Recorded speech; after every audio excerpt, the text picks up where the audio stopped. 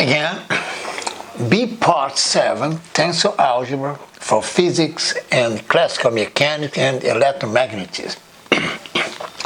Lecture 15, let's continue. Important observation about these two forms, d omega ij. Now let's consider a general rule. Step 1, general rule for covariant derivative.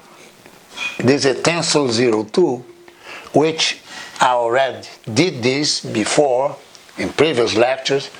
This is covariant derivative Tij, this is partial derivative, and these are the Christoffel symbols, which means that we are working in the curved manifold, okay? So, step 2, substitute Tij by the two form d omega ij. Now, before doing this, let's consider a one-form omega I dxi. Its exterior derivative is the antisymmetric to form the omega.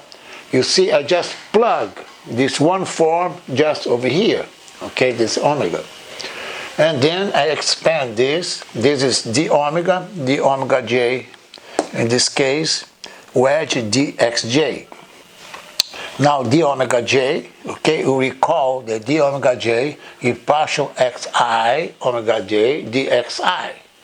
Thus, d omega is partial with respect to xj xi omega j dxi dxj. This is the wedge, as we already emphasized. This is antisymmetric, okay, wedge product.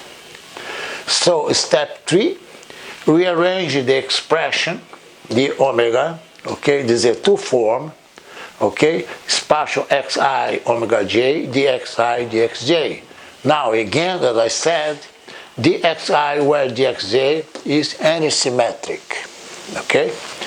So symmetrize and unsymmetrize a general two form, okay? So a general two form Tij can be written, okay, there's two terms. This Tij can express by the symmetric part and the antisymmetric part. Just one half here, one half there.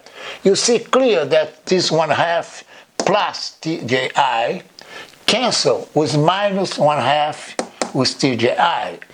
Remaining one half Tij, one half Tij, which is 2 times one half Tij with the Tij over here.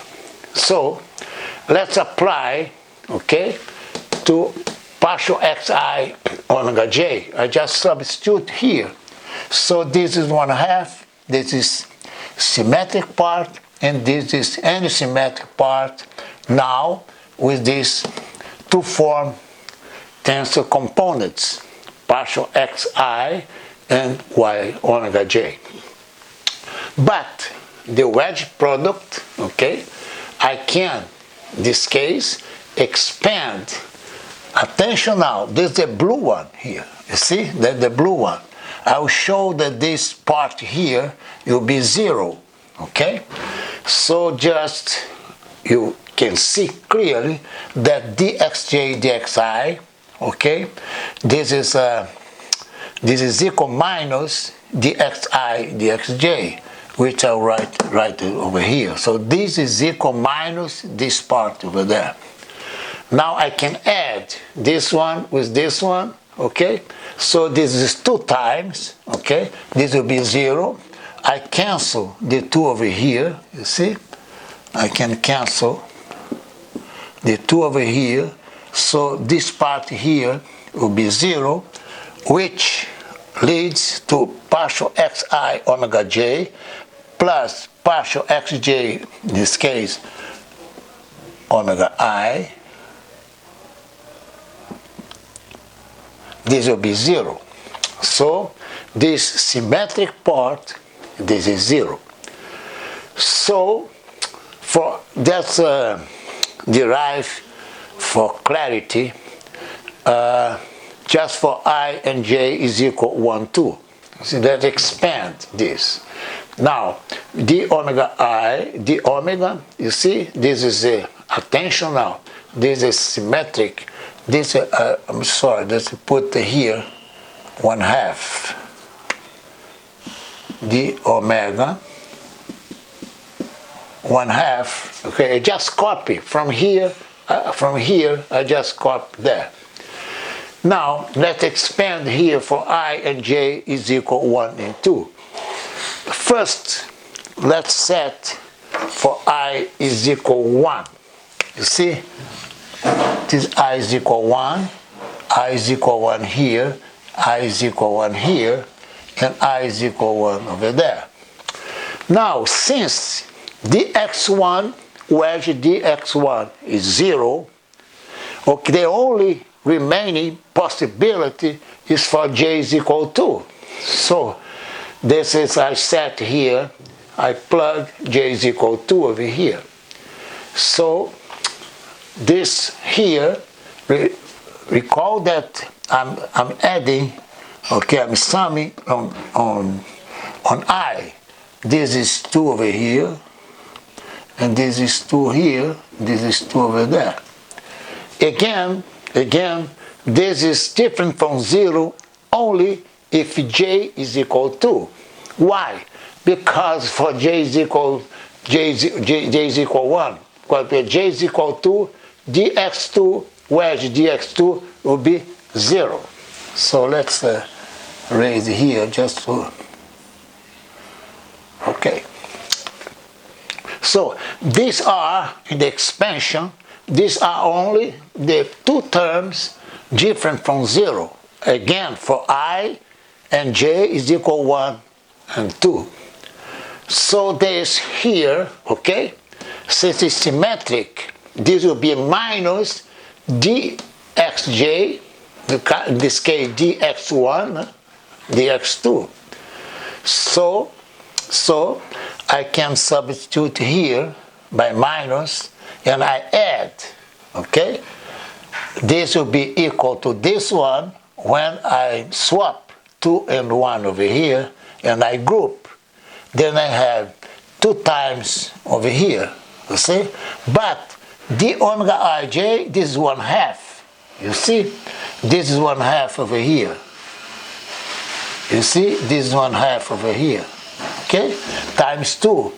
Partial xj omega I minus partial xi omega j. So I can cancel, and then, in this case, I have this, the whole derivation valid for any I and j. For all I and j, I have this expression over here. Then, since I, you see, I here and I there. You see, I here and I here. Okay? J here and j there. Okay, this is I again. Okay? Now, let's put another color for j. You see? So, let's put j here, and j here, and j here. Okay? J here is dummy, I is dummy. So if I develop, then I can get this expression here. And sum for all I and j. See? Quite clear. So the omega I, attention now. You see, look at here, a general case. You see, this belongs to the cotangent space, okay? The cotangent space, right here, this one at P, this one, this asterisk P M. You see, this one belongs to this cotangent space.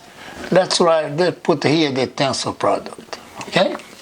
Now, when I substitute by omega ij, the space now is restricted, okay, to the antisymmetric, okay? You have a smaller space, okay? Because the big one consists of symmetric and skew symmetric, but with omega only is only for the skew symmetric.